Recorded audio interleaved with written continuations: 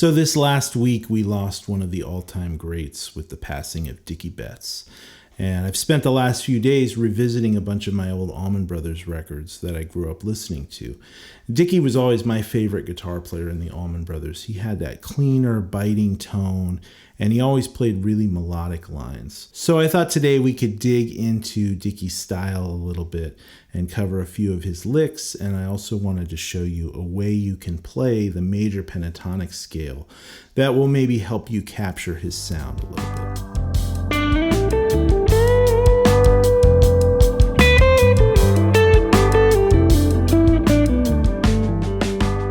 So one of the signatures to Dickey Betts' sound is his use of the major pentatonic scale.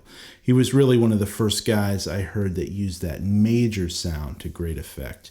And there's a couple of ways you can play the major pentatonic scale around the fretboard. There's sort of the 5-position approach. Like if we play a G major pentatonic, we can play it in these different positions, like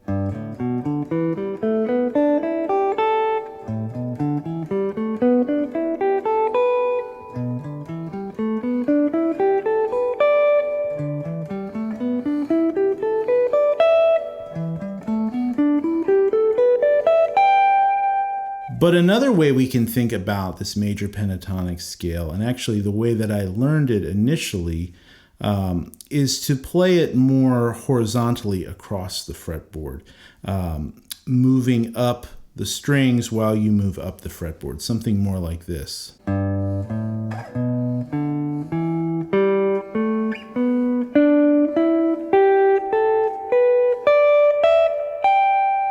And that's starting down on this low G root note on the E string, but you can also start it here on the A string on this G note on the 10th fret, and then you get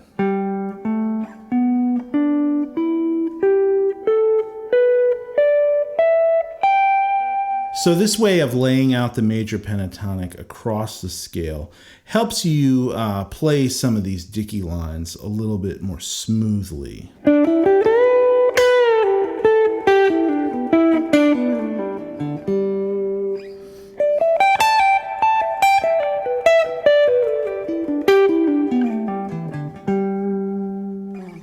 So I'm going to play over a backing track now in the key of G, and this track is sort of reminiscent of the tune Jessica or Blue Sky, some of those classic Dickey songs.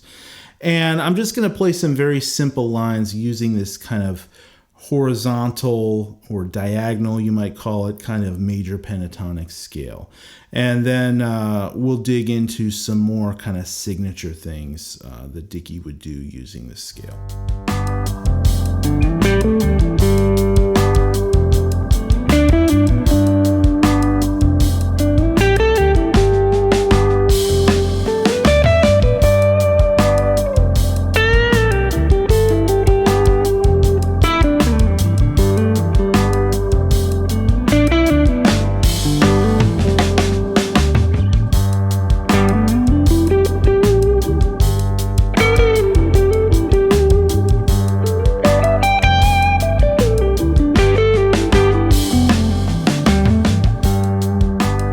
So another thing you hear Dickey do a lot is these kind of repetitive, almost sequence-like licks where he'll kind of get on a certain couple of notes and sort of play these repeating phrases.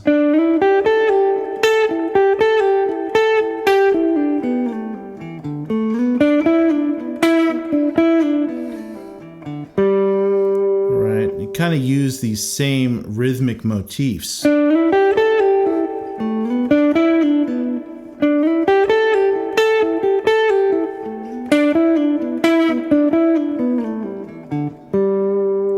Right, again, just using those notes from the major pentatonic scale. But he really, does this to great effect, especially in his kind of longer improvised solos.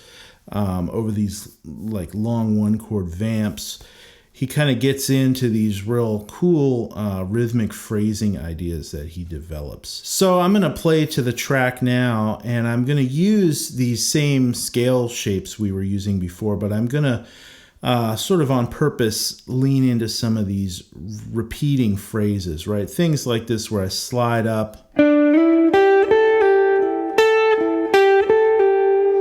right? I'm kind of doing this little repetitive sequence.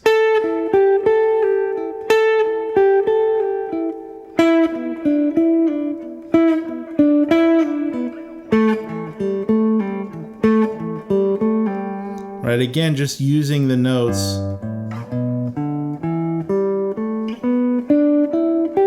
right out of the scale. And I can do the same things up here.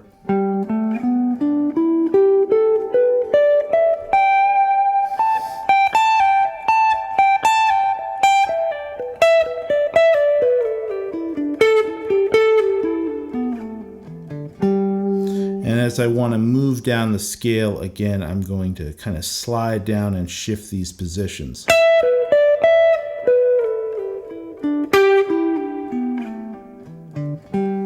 Right, and that's kind of a classic Dickey thing. You hear him do that, right?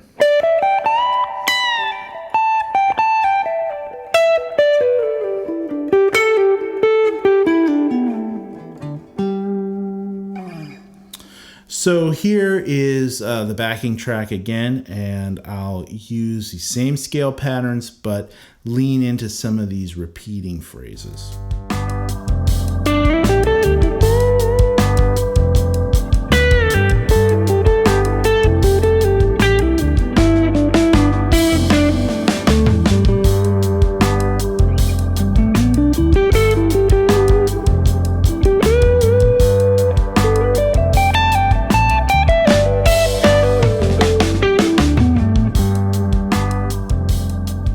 So another classic Dickey thing that he does a lot is taking this major pentatonic scale idea, but adding in the fourth interval, right? That would be in the key of G, 1, 2, 3, 4. That would be the note C, right? So if we're playing our major pentatonic, we don't have a C in there, but if we add it in there,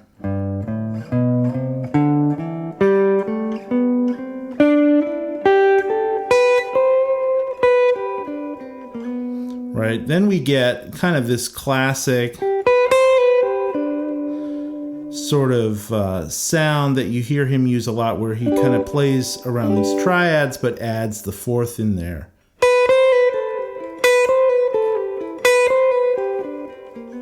Right, or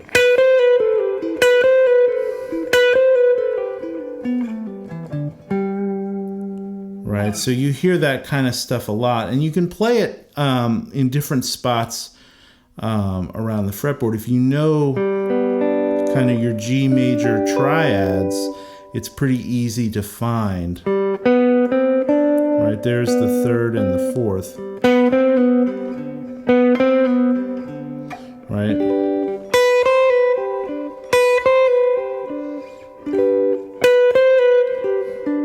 Right, so you have it all over the place. But yeah, you can add this in.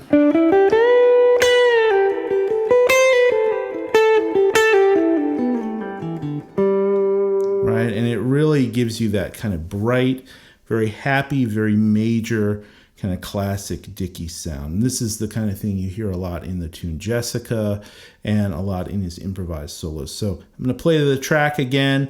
This time I'm going to add this fourth to all the other stuff that we've kind of worked up to this point.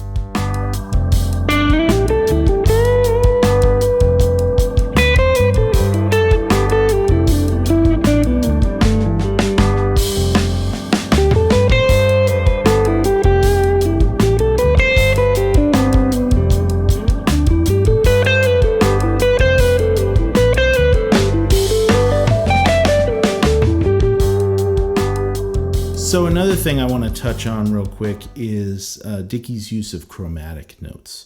You can hear a lot of influences in his playing, obviously from blues to country and jazz and western swing stuff. And he was really very slick about how he would kind of tie things together with chromatic notes. And one lick in particular I want to show you. is the way that he kind of would connect this, basically major pentatonic shape together with some chromatic notes. So if we're, again, in the key of G and we're in this position, he would do this cool stuff where he would walk up chromatically, like from this G, just up chromatic, and then jump up to the third and walk up chromatically again. So the same kind of little shape on two strings. And then he would come up and grab that flat 7, right? And he would do these kind of, again, repeating little motifs.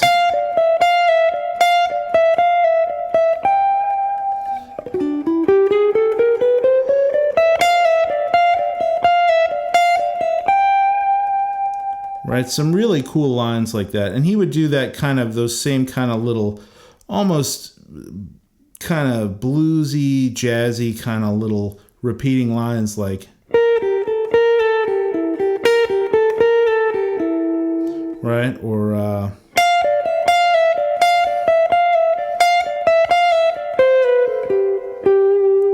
right, he would do those kind of things using some notes outside of that basic major pentatonic sound. In this case, I'm using the flat 3. In this case, I'm using the flat 7. But that's a really cool little signature kind of thing of his, of tying these licks together.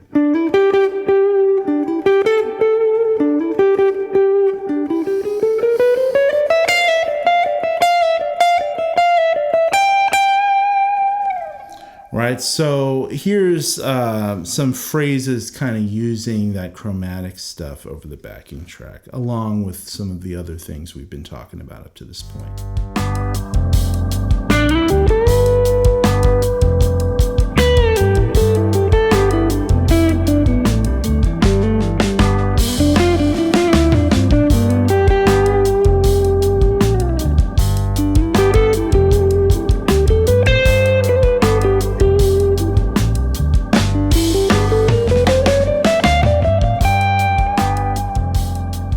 Alright guys, so as always, the tabs for these examples, as well as this backing track, will be available over on my Patreon site.